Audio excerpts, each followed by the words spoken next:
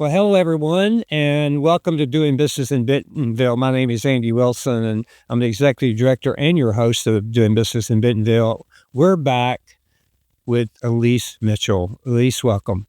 Thank you, Andy. I'm glad to be here. Oh, my goodness. This is session 2 we're about to talk about, and I can't wait to get in there. But let's just talk about Elise for just a moment or two. Elise is she's such an experienced CEO and entrepreneur. She's a leadership strategist, and she's a former founder and chairman of Mitchell, which we will talk about, her company that she sold back a few years ago. We'll talk about her wonderful company. She is also the best-selling author and book of Leading Through the Turn. And you're going to hear more about Leading Through the Turn today. We'll talk about that. So exciting. So, Elise, welcome back to Doing Business in Bentonville. Oh, thanks, We're so Andy. glad you're here. I loved all my years in Northwest Arkansas, the chance to work with companies like Walmart, Tyson, J.B. Hunt, so many, entrepreneurial great companies that went on to become something really big. So inspiring to be there. I love those years. Well, good. Well, we met years and years ago at her office in downtown Fayetteville, and a good friend of ours introduced us. And ever since, I have admired Elise. I've read her book. I have watched her lead and in so many different ways in this area. And now she's moved away, but she's close and she's here live with us. So wonderful.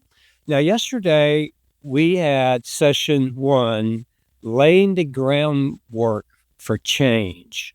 I will tell you, we're going to get into, as I mentioned, we're going to get into session 2, but we're going to do a quick review of session 1.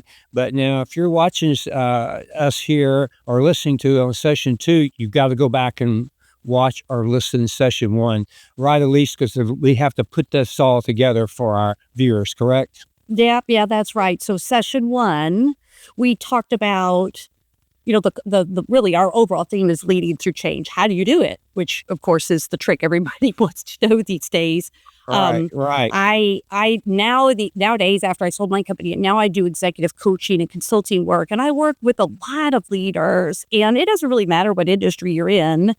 You're trying to figure out how to navigate change, and particularly how to mobilize your team and get people to follow you through change. And so it somehow kind of ends up back on your desk, is how do I lead change effectively? It's so tough. And it really doesn't matter what type of change you're dealing with. There's some really tried and true playbooks like Kotter's, John Kotter's eight-step playbook that for leading change, that's a classic. But you and I, especially in the last session, we started to talk about but what are the in the trenches lessons? What are the principles? What are the things that I've learned or that you've learned or that we are hearing and seeing other leaders have learned that are super practical? So that's why I like where we were in session 1. So we've been talking about, we said, let's go through the key principles of how do you lead to change, how do you make it happen. Session 1, we talked about, first of all, you have to think about your mindset, which is sometimes you have to start right up here, between the ears, yourselves, look in the mirror, and flip the script on change as something to be anxious about or afraid of, and not liking the uncertainty of it, and say, oh, wait a minute, this is a great opportunity. We're going to learn. We're going to grow. I've got to be positive about change and get my team to think opportunistically about change. So I think that's really important for people to say, yeah, got to start here, and I got to get my people thinking more about potential for change and the good that can come from it. Then we talked about a couple of key principles. The first one was you've got to accept reality, which is sometimes we face change and we're like, I don't really like this change. I'm going to fight this change. And of course, we see it in our people too. They become resistant. So the first principle is to accept what's so you can move to what's next. And that sounds really easy. It can be challenging, but we talked through all of that in session 1. That's, I think, a key place to start as a leader. Accept reality.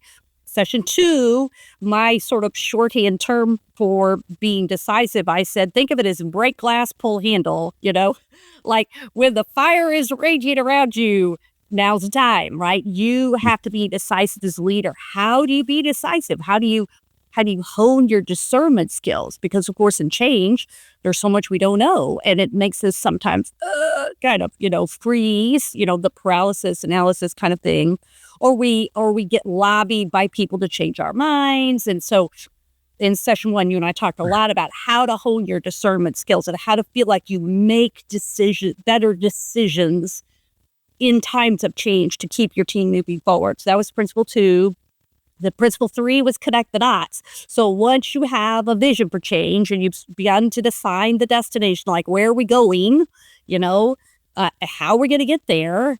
We talked about the importance of being a good communicator as a leader, that you've got to be able to talk to your team and you've got to be able to bring them alongside you and you not to run too fast and leave them behind, and how you do that. And we said there's really kind of 3 things. You have to create context, which is what brought us to this point in time. Where are we now? Where are we going? You've got to connect the dots, which is basically help each person on the team see how their work matters, how they can impact the team's ability to get where they want to go. And then we talked about cultivating confidence. How do you help your team believe in themselves to know, hey, guys, we don't have all the answers, but we can figure it out as we go, right? I'm not worried about us having all the answers now. Nobody does. We will get where we want to go. So giving your team that confidence in their ability to problem solve and think through together and lean on each other to actually get where they want to go. So I think it was a really good way, to kind of get the beginnings of how to lead through change. And then we said we're going to stop and we'll wait for session 2 on what happens once you're in the change. Right. Well, here we go, everyone. We're going to session 2, but let me just give you one other statement that Elise said yesterday that I have been thinking about since yesterday. Because when she finished 3 principles that she just reviewed, she said on principle 3, okay, now it's time to help others, your team, others, envision a new future reality. Here we go. I am excited about moving now forward to this new reality that we need, because when you need change in your team, it's all about creating that new reality. So, Elise, principles 4, 5, and 6, and 7, let's go do it. Okay, we're ready. Okay, so I remember you and I were first talking about this idea of, hey, let's do a podcast conversation together. I was like, oh, Andy, that means I have to tell some stories and be honest, right? You said, yes, of course, I want to hear those stories. So, and to be open with your listeners and viewers, of course, I want to tell my stories, some of my stories of failure, some of my worst times, because that's how we learn, right? Those moments when things are tough really define us as leaders and sort of the trial by fire. And I look back now and I see, oh my goodness, that's absolutely when I grew the most, when I was at my worst, or I made the biggest mistake, or I had the biggest failure, whatever. So we're going to talk about some of those failures today and some of the lessons I learned. One of the biggest ones, I have to start by telling this story because it was one of the most difficult times in my life, personally and professionally. And it's my story of how I came up with the title of the book, Leading Through the Turn. So let me tell you what happened. So I started my company when I moved to Northwest Arkansas. I was in the public relations field. I started my firm. In the beginning, it was called Mitchell Communications Group. Then we just shortened it. People knew us as Mitchell for many years. We worked with Walmart, Tyson, J.B. Hunt, Procter & Gamble, Hilton. We did a lot of we worked with many, many wonderful clients. We're very blessed to be working with so many fantastic clients. And in the early years, the firm grew slowly and steadily, and then it just took off, and it just grew exponentially. We grew over 500% in 5 years. And people sort of looking on the outside, looking in, like, oh my goodness, what a success story. Everything's going so well for them. And that was true, the way it appeared on the outside. But the truth of it was, on the inside, for me, a lot of things were falling apart. for me personally, not the company, but me personally. And the problem was because as the company began to grow, I became just fixated on growth, and I became just myopic in my thinking about the company. I didn't want it to fail. I wanted it to keep growing, and it was all I could think about, Andy. And it was okay to be. I've always been a very driven person. I always wanted to achieve success, but when it became real in my life, oh my goodness, it took over my life, and I became a classic workaholic. And I wonder if any of your listeners could relate to this, because this is what happens. The slippery slope we go down when our drive, our ambition, our determination, all these things that are good, wonderful skills and abilities, all of a sudden they just take over our lives. And I became just solely focused on the business. And I'm not so sure I was really a great leader or a great teammate. And one specific instance, it all came home to me.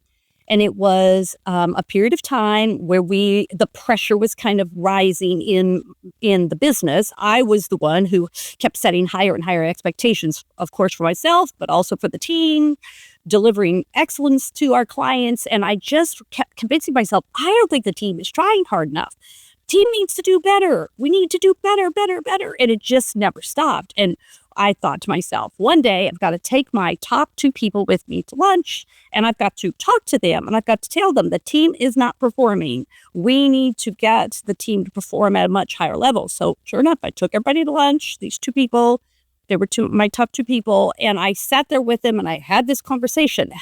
And Andy, as the conversation went on, I found myself pounding my fist on the table. Which I sort of look back now and I think, oh my goodness, I don't know why they both didn't just get up and walk away like she has lost it. But I pounded my fist on the table and I said, the team is not performing. And I remember in the moment, they just sat there and they looked at me, they listened, they didn't say a word. And I remember thinking to myself, good, my message is really getting through. Now things are going to get things are going to get ship shape around here. And we went back to the office, and the rest of the afternoon I worked. I went home that evening. And after dinner, my husband approached me and he said, let's sit down here at the kitchen table for just a minute. I need to talk with you. I said, okay, about what? I thought maybe it's about the kids or something like that. He said, I got a call from your office today. I said, you did? He said, yes, Elise, I did. And he said, what has happened to you? Who are you? We don't even know who you are anymore. Where's the old Elise we all used to know and love? He said, everybody still loves you, but nobody really likes you very much anymore, including me and the kids. And I sat there and, Andy, to be honest, it was my turn not to say a word because I knew he was right. Mm. And I remember saying to him, I said, I know I need to change. I don't know how. And of course, the tears began to fall because I was faced with that reality of, I know I'm not showing up very well, but I was so afraid if I changed that the business would fall apart, right? If I let up on the gas, that everybody would just coast, which of course is so silly to think that. And to be honest, the conversation went on for some period of time that evening, and it didn't stop there. Of course, it had to go on for much longer than that. But one thing happened in that moment, in that conversation, where my husband said to me, we haven't been on vacation together, you and I, in a long time. Just you and I. I was like, well, my first thought was, well, I can't go on vacation because my company can't live without me. And he was like, oh, I think they'd be really happy for you to go on vacation. And so we agreed to go on vacation together. And in a moment of insanity, I agreed to get on the back of his motorcycle and take a 10-day trip. And I remember thinking, this is such a bad idea. Like, now a side note here, my husband always loved motorcycles and fast cars and things like that. And I always thought they were pretty to look at. I never gotten on a bike before. But I agreed to go on this trip. And I thought, this is going to be a really bad idea. It's not going to be very comfortable. You got to wear a helmet so your hair doesn't look very good. What if it rains? The view can't be very good from the back of a bike. And worse yet, of course, I wasn't going to be, holding the handlebars. I was going to be in charge. I was going to be on the back of the bike. But I will tell you, I got on the back of my husband's bike and I never looked back. I was hooked on motorcycling. It was the most amazing experience. I mean, it was just intoxicating. The sights, the sounds, the smells, being on a bike, your every sense just comes alive. And I came back from that trip, and I often also say, I think that trip also helped me rediscover joy in the journey. But I came back to the trip, I was like, this was just fantastic. And he said, yeah, Elise, I knew you were meant to ride. I said, absolutely. Right there on the back of your bike. He said, no. You were meant to ride your own bike. I was like, ride my own bike? I don't know about that, right? Because my first thought was, that sounds really hard. Like, what if I can't do it? But sure enough, on a Friday night, I found myself at a motorcycle dealership there in Springdale, Arkansas, to take the motorcycle safety course. And it was on Friday night. You have to pass a written test, and then on Saturday is the driving test. And so Friday evening, you're kind of paying attention to your instructor. Our instructor's name was Big Mike. And he looks just like you would imagine. He was a big guy, tall, leather vest, tattoos on his arms. And he's an excellent rider and a great instructor. And he was teaching us things, that's going to be on the test. You got to pass the test. And then at one point in the evening, he said, I'm going to teach you something that's going to save your life. Of course, we all sort of put our pins down and set up and said, oh, what's that? He said, well, the most dangerous place you could be on a motorcycle is in an intersection for obvious reasons, right? Because all the cars turning and such. But he said the second most dangerous place you could be is in a turn. We were like, in a turn? Why? What's the big deal about a turn? He said, well, on the road in a turn is where usually all the hazards gather that would make your bike slide, like gravel, oil slicks, sand, cow manure, all these different things. He said, not to mention the trajectory of the turn itself. So if you sort of guess wrong on the trajectory of the turn, as you're turning your bike, you might end up in the ditch. Worse yet, you could end up in the other oncoming lane. So you don't want to be in either place. So he said, here's the trick. He said, as you approach a turn, you look into the turn and you assess the potential hazards that are there. And he said, you make a plan for the hazard you see, kind of based on your instincts experience. You know how to navigate through those potential hazards. But he says you don't stare straight into the turn. If you do, there's a term for that. It's called target fixation. And he said, here's the problem. Where you look is where your bike goes because your bike follows your eyes. So he said, you stare into the turn to make the plan, but that's not where you look for very long, just kind of glimpse at it. And he said, you keep your eyes focused on where you want to end up. And he said, it's called looking through the turn. And Andy, at that moment, I was like, oh my gosh, like what a great principle, not just for successful motorcycle riding, but that sounds a little bit like a great principle for life, right? Which is about this kind of keeping one eye on the road in front of you to think about the hazards, make a plan to adjust around them, but don't fixate on the potential problems. Keep your eyes focused on where you want to end up. So one eye on the road in front of you, one eye on where you want to go. The balance of that is the key. And I will tell you I passed my test, got my license and all that. But the best thing that happened from that evening was I walked away going, I think I have a new metaphor for leadership in life, which is I want to be a person that can look and lead through the turn. I think I'll enjoy the journey a lot more. And I think I won't become so fixated on all these potential hazards. I think it'll be the right balance, right, of looking in and stepping back. And I thought that's kind of the whole art of leadership. So to me, this just became this mantra, if you will, of how to think about life and leadership. And I think it also helps us as we think about leading through change, because life is full of these twists and turns, right? These things we can't see, the hazards. Where's the road going from here? I don't really know what to do. I don't know what's around the next turn. And it's this idea of sort of keeping your eyes focused on where you want to get up, and you'll get where you want to go eventually. So that's my intervention story. I will tell you that a lot of my team later, they would say, well, there was pre-motorcycling Elise and there was post-motorcycling Elise. Guess which one we liked better? That is such a great story, Elise. And, and as you're telling that, I'm visualizing making that turn. I'm a cyclist. I don't ride motorcycles, so I'm a cyclist. But you're exactly right. The bike follows where your eyes are. And, intersections you got to really be careful. But the turns, just like I think the example, though, is that we've got to stay so focused on where we're going. If we don't stay focused in that turn, where that turn's going, I think that's where you lose, your direction or your missteps, or you waste a lot of time because you've got to start over. You've got to do some things. And I think it's brilliant. So, Yeah. what a great lesson. What a great story. That's Well, it awesome. leads us right to that principle number 4 that you alluded to a Yep. minute ago, which was Yep. when I had this sort of Yep. awakening. Yep. And of course, Yep. the Yep. the side story takeaway for all of us is, don't be a workaholic, live a whole life, have a hobby, find a way to live a more balanced life. But it helped me begin to step back and think about this journey of life and leadership. And principle number 4, as you lead through change, became this idea for me about how do I remove the roadblocks that inevitably are going to arise? Going through this turn and, oh my goodness, there's a hazard or there's a detour or something, the road stops. What do you do? And my sort of takeaway was, wow, I think I was the roadblock for my company. In so many ways, I was holding us back because I was not showing up as a complete leader. I was too harsh. I was too narrow-minded, and I was not as relaxed, and I was not more courageous. And when I think about what it is that holds us back, what are these roadblocks we face when we lead through change? There's a whole lot of them.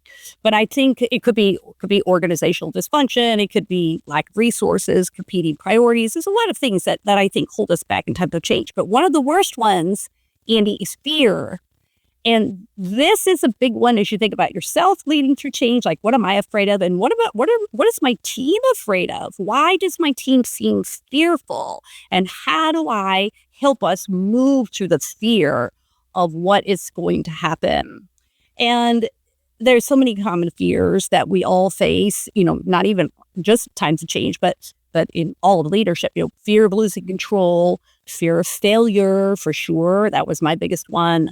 Fear of the uncertainty of the outcome, concern over your loss of status in a change, feeling the fear of being overwhelmed or being intimidated by change. Here's another big fear, is people afraid they don't have the skills or the abilities needed to move through the change, right? They may be confident right now in their title, their corner office, what they do, but now you're asking me to develop a whole new set of skills and think differently. And oh my goodness, what if I can't make the change, right? This becomes a big fear that holds people back. So facing your fears is really a big part of thinking about leading teams through change effectively. Of course, like you said last time in our first conversation, you got to look in the mirror first, right? You've got to start with yourself.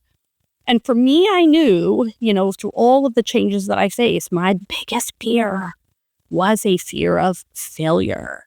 I was so afraid of failing. And, I think about it later. Why was that such a big deal to me? It just was. I mean, I think it's not uncommon, but I guess I was so worried that people would think, well, they were just lucky. She was just lucky. They're really not really that smart. They're not really that good. Like that it would be somehow a failure might be a commentary on me as a leader or on our company, which again, so silly, but you kind of tell yourself this story in your head of like, oh, if this thing happens, it's going to be the worst thing.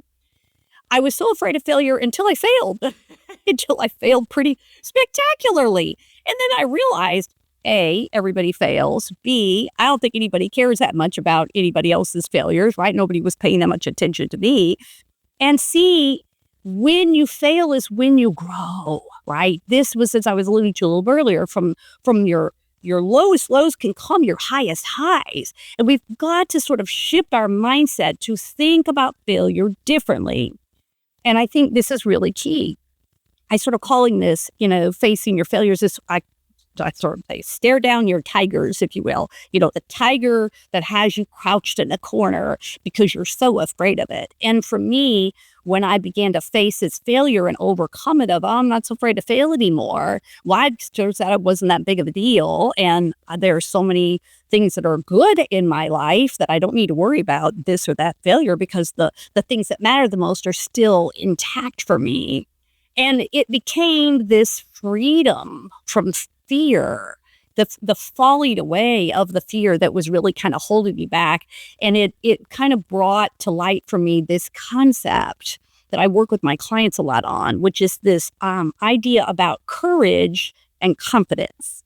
And here's why I bring this forward at this point in time in the conversation. As leaders, a lot of times we say, I'm going to wait until I feel confident about a decision, about, moving through a change, whatever it may be. I'm going to wait till I feel confident. And so what happens is we wait. We don't feel particularly confident, right? And sometimes our fears get so loud. So I always say, you know what? That's the wrong way to think. Like, we've got to say confidence doesn't come first. Courage is what comes first. Courage is taking that first step, even if you don't know how it's going to go. Even if you don't have all of the skill and the knowledge you need, even if you're not exactly sure it's going to come out perfectly, we're just sort of fighting back this desire for perfectionism. And it makes me think of the quote from the late, great Nelson Mandela, this idea that courage isn't the absence of fear, it is the triumph over it. And that is so key. It's moving forward despite your fears, because your fears are still there, but courage is going forward anyway. And I thought, oh my gosh, that's such a key difference. Courage comes first. So when I take that first step, which is usually the hardest step, right? Things begin to come together. I learn, I try, I get better, faster, smarter, wiser, whatever it may be. I learn as I go. And then all of a sudden, I feel more confident. So it's courage comes first, confidence comes next. And I think that is a key difference and a really important point for us to role model as leaders. Means we have to do it first, right? And to show your team, hey guys, we may not have all the information. We don't have all the answers. We're not sure it's going to work precisely, but we're going to figure it out as we go. We're going to get smarter, faster, wiser as we go. And we know we can do it. We've done this kind of thing before, right? We have the innate ability to solve problems and climb big mountains, whatever it is. So it's role modeling courage for your team. And I think, Andy, that helps empower them to show up more courageously themselves instead of sort of letting their fears hold them back. So that's kind of principle 4. It's like remove the roadblock, especially if you're the roadblock. Face your fears and help your team overcome their fears as well. Yeah. Okay. Excellent story. Face our fears. That's first step. I mean, that's the next principle that is the principle she just talked about. So facing our fears, it's harder than you think it is, but you must do it in order to move forward. And so, great, principle number 4. Now, here's the thing, Elise. Now we've got to deal with people. And dealing with people, there's always issues with people, always. And as a leader, you have to recognize that. You have to deal with that. So how do we now deal with people issues on our team?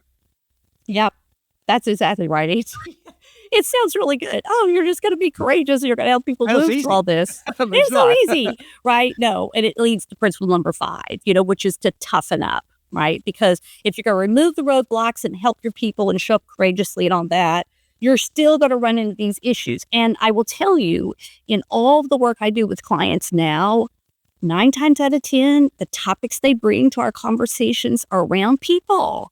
And, I look back and I think to myself, well, I guess it's not surprising, right? Because we need people to do what we do. Very few of us can do things independently. We usually rely on other people in our work.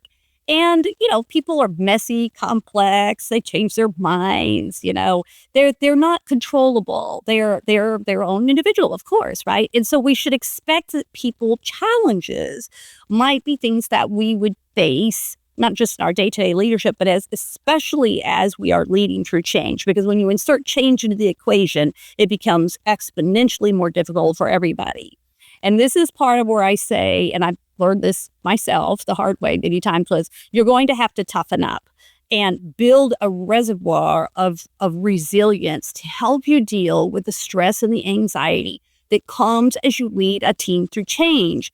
And especially when it comes to navigating the challenges with managing people and leading a team through change. So here's another little story, another motorcycling principle for those fellow riders out there. You guys are going to like this. But I remember a principle I learned in motorcycling. I learned it during COVID. My husband and I, you couldn't travel that much, but we ended up taking like 3 different 2-week trips on a motorcycle together. We went out west mostly, and our goal was stay off an interstate. And I think only twice did we ever have to get on interstate. Instead, we were on county roads and state highways and back roads everywhere. We went all over the Pacific Northwest and Montana, Idaho. And I remember one time we found ourselves in the state of Washington. And I was usually riding on the back of my husband's bike for these long trips. He would ride, I'd be on the back, and I was the navigator. So I would have my phone in my hand, and I'd be like, oh, turn here. Wait, oh, turn here, because we didn't really have any place to go particularly. We were just riding to find great roads. So one time I had him and a friend of ours who was on their bike behind us. I was like, quick, turn here. Because I saw this road that went through with this beautiful sort of on your phone. It showed up as a green area, which usually means it's a forest or a state park or something like that. A road that went right through it. And I thought, oh, this is going to be beautiful. And sure enough, we turned off the road. It became sort of a narrow little 1-lane road, nicely paved for about a mile. And then it turned into a gravel road. Oh, Andy, oh my goodness. For motorcycle riders out there, they're probably going, she found herself on a gravel road. And we were way out in the middle of nowhere. And oh my goodness, my first instinct was stiffen up, like hold on tightly to my husband and think, oh my gosh, I've made a terrible mistake, right? But my husband, his body language was entirely different. He set his shoulders back, he relaxed, he loosened his grip on the bike, and he just let the bike go. I know this sounds counterintuitive, but I'm telling you, it's brilliant. It's because he is a very experienced rider. And here is the concept. It's called riding loose. You relax your grip on the handles and let your bike find its way forward through the gravel. Oh my goodness. Well, as it turned out, it was a few miles. I kept thinking, is this road ever going to end? And of course, I could look at my phone and see, well, yeah, we're getting to, where we're going to go next. After we got through it all, we pulled off at the gas station to fill our bikes with gas. And our friend and my husband, they were like, wow, that was really challenging. And they were like, Elise, you sent us on this road. I said, I'm so sorry. They said, no, it was fine, right? It was fine. Because they were very experienced riders. And these 2 guys were overhearing us. They walked over to us. They said, did you just ride your motorcycles on that gravel road? And we were like, uh-huh. They said, wow, you guys are good. And I remember thinking, oh, I just can't believe I did that. But it was like, I thought about it later. And I thought, there is so much packed in that one example of riding loose, which is this idea of letting go of the need to control, loosening your grip a little bit, being more present, relaxing, sort of setting your shoulders back, right? And preparing to see your way through what is a pretty rocky road. And sort of riding through the bumps, if you will, going with it. And it was, I thought, I don't think I lead that way. I think I'm, when things get rocky, what do? I want to control more. I want to grip tighter. I tighten up. And of course, your prefrontal cortex, that thinking part of your brain, sits down and takes a nap because your limbic system takes over because it's fear, threat, right? You're in the away mindset, protecting yourself. You're not thinking clearly. And I thought this is so true when it comes to people issues because these are often the thorniest, stickiest, rockiest issues we deal with. The rockiest roads we're going to find ourselves on are dealing with people issues as we navigate through change. And so I thought to myself, there's a lot of ways to think about how we get better at navigating the challenges of people. A couple of strategies to try. A few things, maybe practical things for listeners here. First is you've got to hone your people reading skills. You actually know more about people than you think you do. The trick is, are you slowing down and really leaning in and listening?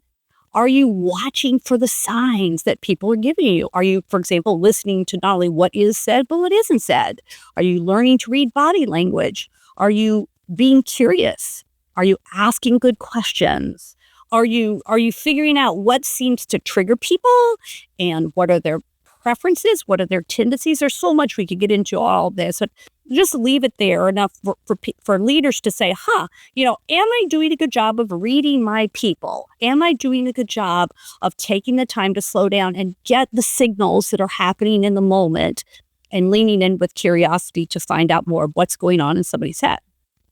Another good principle on navigating people issues is to deal with conflict as it arises, right? Don't let it fester, but don't ruminate over it, because rumination costs you time, energy, mental agility, because all you do is think about it. And so you've got to really give yourself that confidence, give yourself the courage to say, I need to deal with this conflict. Usually conflicts are not as bad as we think they are. And sometimes our mistake is we wait too long to deal with the conflict. So people often say, what's the biggest mistake you see your clients make in dealing with conflict? I said, the biggest mistake is they don't deal with it. And so you've got to tell yourself, this is the toughen up idea, right? Is I've got to go into this and I've got to deal with this and try to help myself and this other person move past it. Another great skill to develop in yourself that gets back to this idea of, managing stress and pressure and with people is to practice mindfulness. Sort of whatever, couple of minutes a day where you can sort of slow down, take a few deep breaths, think about positive things, think about setting your intentions of how you want to show up that day, whether it's, today I want to show up as calm, or today I want to show up as present. Today I want to show up as curious. Today I want to show up as determined, whatever it is. But it's sort of this setting your intentions, being more mindful about how you are showing up is really, really key here. Another idea I guess I'll just sort of close with on this concept is to remind yourself that you can take more than you think you can.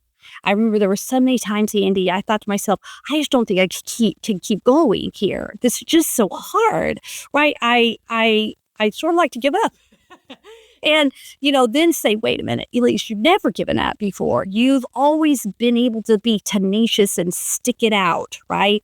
Resilience. You can take more than you think you can. You can tolerate an elevated level of anxiety and tension for a period of time, and remind yourself it won't last forever, because nothing does, right? And sometimes we blow this out of proportion in our mind, and it's not nearly as bad as we think it is. So that sort of gives maybe a concept around how we toughen up and deal with our people issues a little bit better.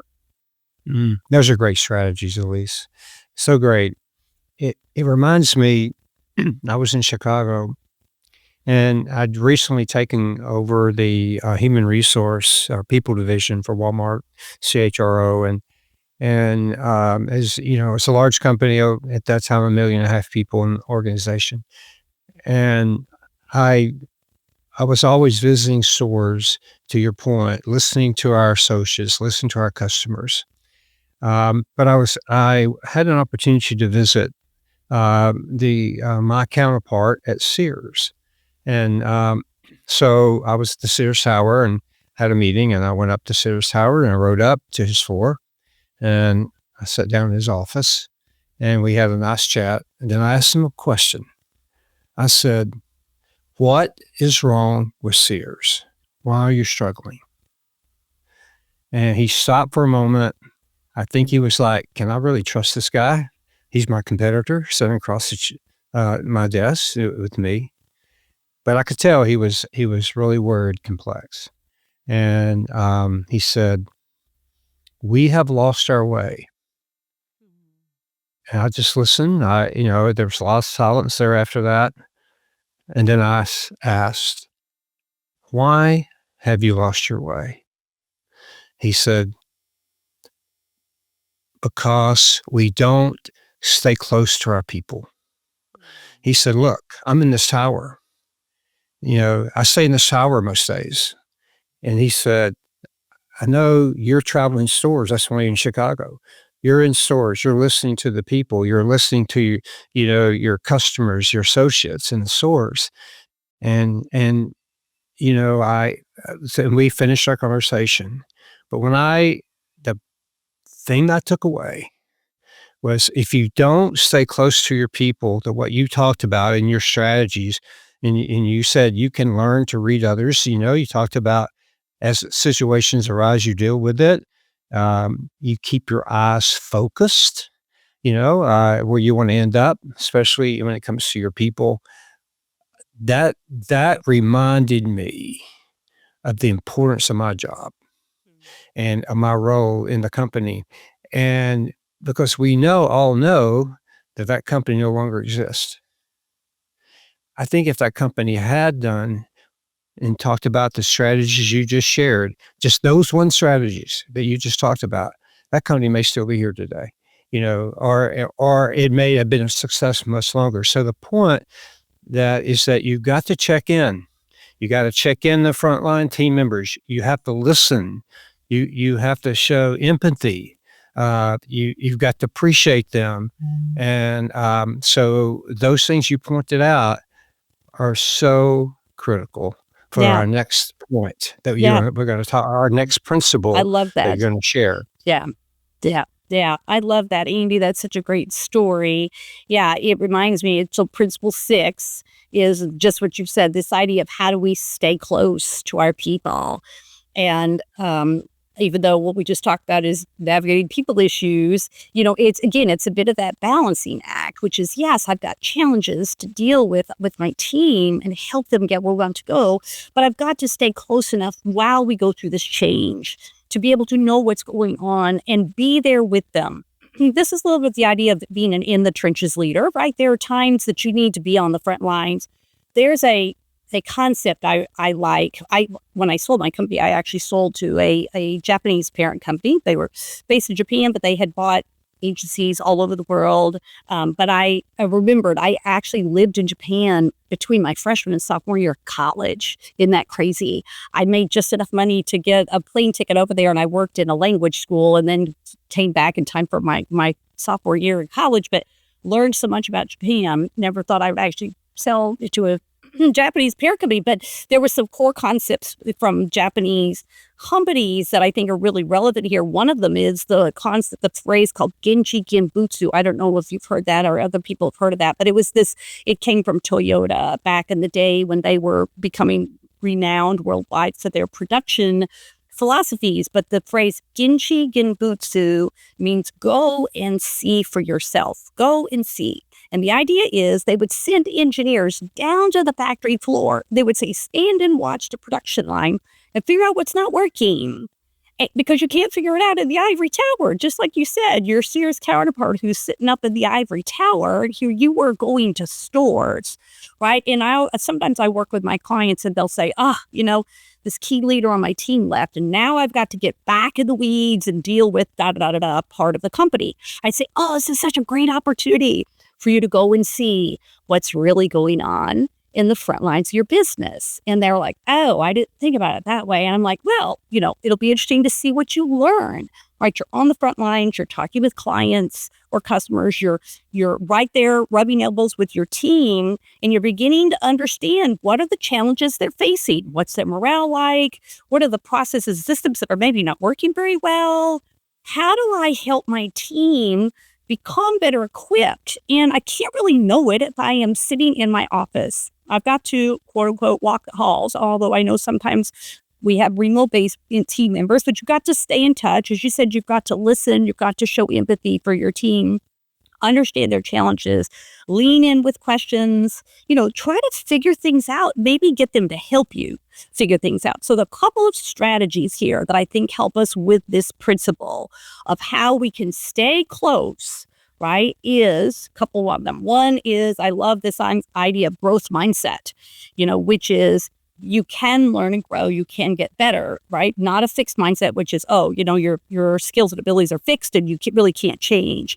But the growth mindset concept, I love that concept for leaders because it's, yes, I believe in my team's ability to grow and learn. We can figure it out as we go. Another part of growth mindset that's really important here is as leaders to remind ourselves to praise the effort, not just the results. Praise the effort, not just the results. Sure, you're going to praise results. We achieved this big win. But it's people are going to let go of the rope along the way if you never praise the effort they're putting in to try to get to the win. I made this mistake as a leader, celebrate the win, but I wasn't really being mindful and intentional to go to the team to say, I see how hard you're working. I just want to acknowledge this and thank you because this is challenging right now. And you are crucial in us finding our way forward. So praise the effort, not just the results from growth mindset. Another lesson I learned was it's okay to say you don't know, but you must do whatever it takes to find out. And this is this idea of role modeling, learning, leadership. Because a lot of times I remember people used to run in my office, Elise, we have this problem. What are we going to do? Like I had all the answers, the Wizard of Oz. And I would sit there and go, I have no idea. Why? Because we'd never faced this problem before. I'd never been here before when it came to growth. And sort of this recognition of it's okay to say you don't know, but you can't end the sentence there. You must do whatever it takes to find out. So when you run into these challenges and your team says, what are we going to do? You say, I don't really know. This is a really good and interesting challenge. Oh my goodness, we're going to learn so much. We're going to figure this out. And I need your help to find the right and best solution for us. So you sort of invite the team into helping you solve the problems. This is role modeling, learning, leadership. I think it's really key.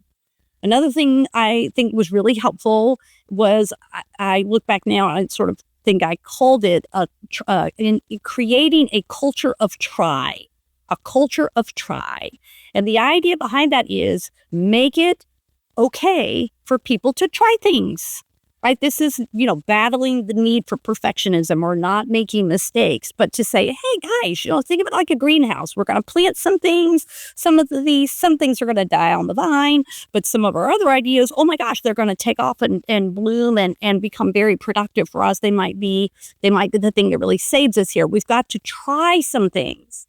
So part of that is the no shame, no blame rule, which is no shame if something didn't quite work out, no blame if something didn't go wrong.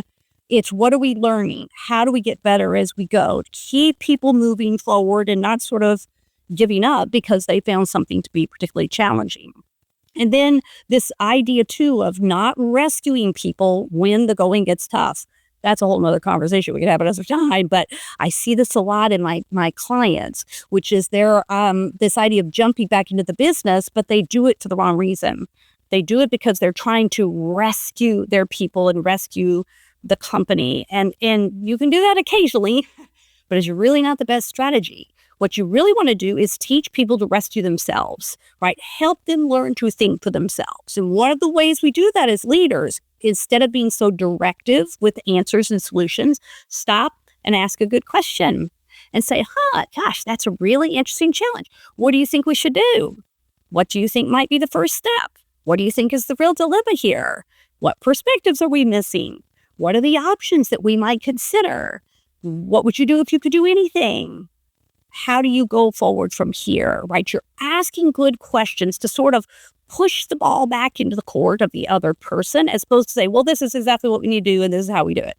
Because what you do when you rescue people in that way is you rob them of the ability to think for themselves.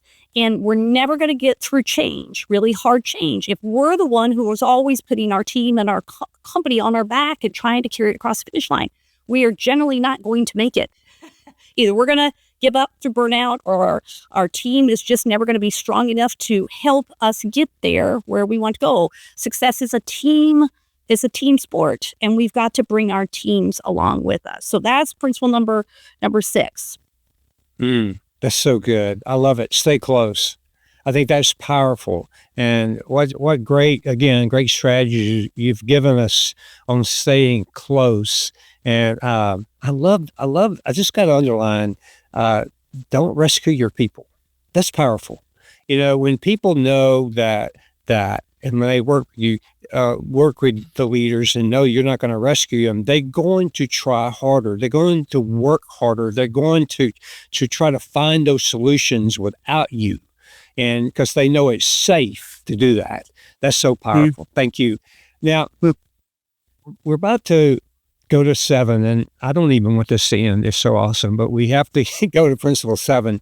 But here's the thing that I feel as a leader. There are days when I just feel sort of beat up, beat down. I've had every issue coming at me, and I've been handling issues all day. I guess what I'm talking about. You may be having that day now, and thank goodness you're listening and doing this now. So, how do you coach leaders to keep the momentum, to keep the drive? To take a breath, to say, okay, I've got this. How do we do that? Yeah, well, and that's a good way for us to sort of wrap the principles. The principle number 7 is always give your best. Don't give up. Always give your best. And all these other principles we've been talking about, all of them, generally speaking, have been about how we lead others. This one is how you lead yourself. And guess what? The inner battle is the hardest one, right? I'd much rather tell you all the things you need to do, right, than to fix myself. And so self-management, self-awareness, self-management, this is one of the greatest superpowers we can have as leaders, is getting good at leading ourselves and managing ourselves, especially in times of change, especially when we feel stress and pressure and anxiety, especially when the world is more uncertain than it's ever been before. This is where you find that grit not to quit. Right? How do you have the tenacity and the resilience, the determination, the awareness, the drive to keep going when everybody else gives up? And I sort of look back now, and I think all the years that I had my firm, 18 years before I sold it, and then 23 after it was all said and done. And I think in the end, Andy, I certainly wasn't the smartest person around or the best talent there was. There's lots and lots of people that are great at all those things. I think I was so determined to never give up, right? I was just determined, and I was so driven. And I think this is really important because this comes from within. And any of us can have this. You don't have to be the most driven person in the world to have this. This is this inner strength that I'm talking about here.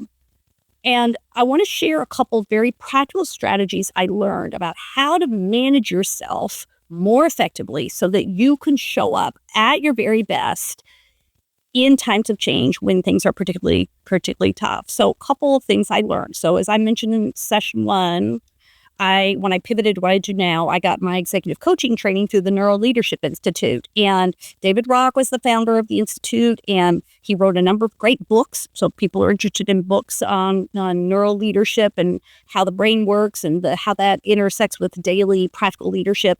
There's a great book called How Your Brain Works. There's another great book called Quiet Leadership that are written by David Rock, all really good stuff. But he basically teaches some of these core strategies. They're called cognitive strategies. So that means they're ways that you change your thinking about a situation. I'm going to give you a couple. Number 1 is a cognitive strategy called reprioritizing, which is determining how a specific situation ranks in the order of importance to the big picture of your life. So, something happens, you have a bad day, and you start talking to somebody about it, the first question you really should be asking yourself is, on a scale of 1 to 10, how big of a deal is this really? Now, if it was a particularly bad day, I might say, oh my gosh, Andy, is 14. You're like, well, scale only goes to 10 here.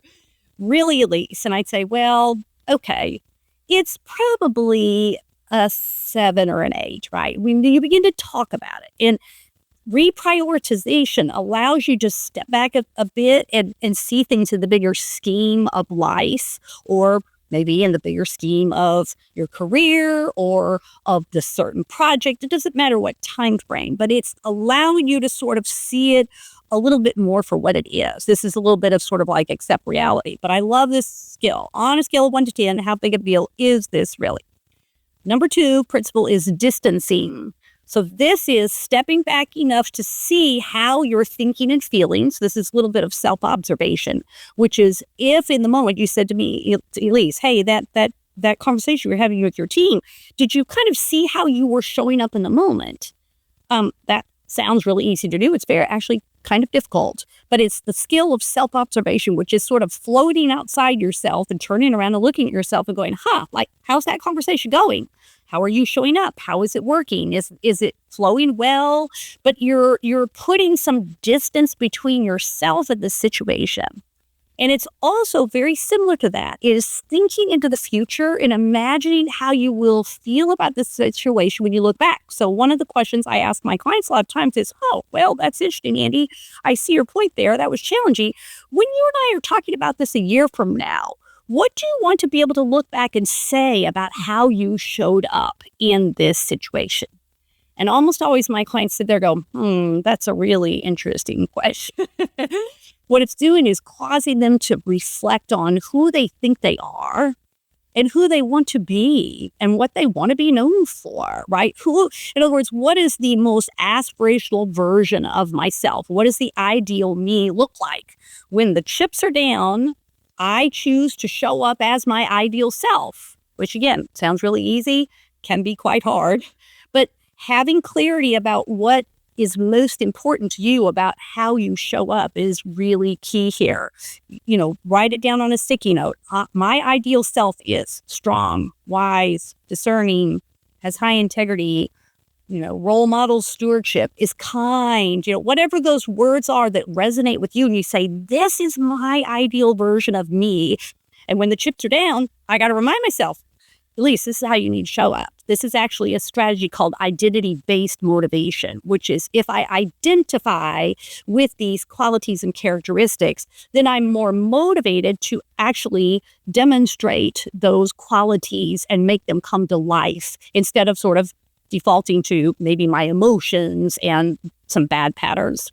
The last strategy I'm going to share with you is probably the most powerful of all. It's called reframing. And this is considering what benefits could arise from the situation, no matter how bad it is. What good could come from this? What new meaning can I find from this? And that is the most powerful of all, because even if you go through the other strategies, and there's more we to go through right now, there's other strategies, but this one is when you step back, you say, this is the worst thing that could happen to me, right? I scale 1 to 10, it's 14, whatever. I'm trying really hard. It's still bad. And then you say, okay, you know what? Something good's going to come from this. I don't know what it is. Maybe it's what doesn't kill you makes you stronger. Maybe it's look at all I'm learning. Maybe it's I'm changing as a person, as a leader, but something good is going to come from this. And I need to trust that process. And that is a mindset shift. That's that reframing, right? Which says challenge is hard, but I'm going to look for the positive, and I know it's going to be there. I've got to find it. And I just love that, because this is where you see inner strength rise in a leader, where they show up so courageously in these challenging times, which often has this incredible benefit of making people want to follow you. And that is some of the magic of leading through change, starting with yourself, showing up with courage, and being the leader you want to be, no matter how hard it is, and finding probably people are much more willing to walk through the fire with you if they see the kind of leader that you are. So that's principle number 7. Wow. Elise, you have given us, is your word, courage. You've given us, you've given us confidence. You've given us motivation to get up when we're down. You have helped us so much. And I just review quickly your 7 principles. Number 1, accept reality. That starts there. Break glass, pull the handle. Let's do something. That's to do something and move forward. Connect the dots. Number 4, remove the roadblocks. Wow, that was a great one. They're all great for me, but I have a lot of thoughts about that. Toughen up, right? There's times when when the pressure is on and there's chaos and disruption all around you. Toughen up is hard because you have to do that, though, and that's when you toughen up to deal with the people issues that we talked about. Stay close, because that was that's the one I shared, but that's the one I learned some really challenging times in my career.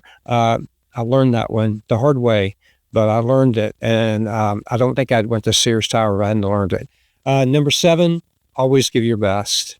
Well, Elise, I can't thank you enough for our time together. Is this?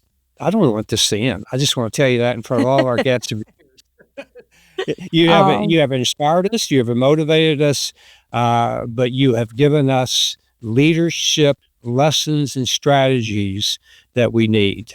I can't thank you enough. Thank you for having me. It's always a pleasure to be in your orbit, and especially to actually sit down and have real conversation about things that are so important for leaders to learn. It's been my honor to be with you. Thank you for inviting me. I hope you come back. There's so much more. I've been making notes about you coming back already. So anyway, I just got to convince you too. Okay, to all of our viewers and listeners, thank you. At the very beginning of our part one, I told you it was going to be phenomenal, and it has been. Elise, best to you and your family. Thank you again. It's just been wonderful. Thank you. Thank you.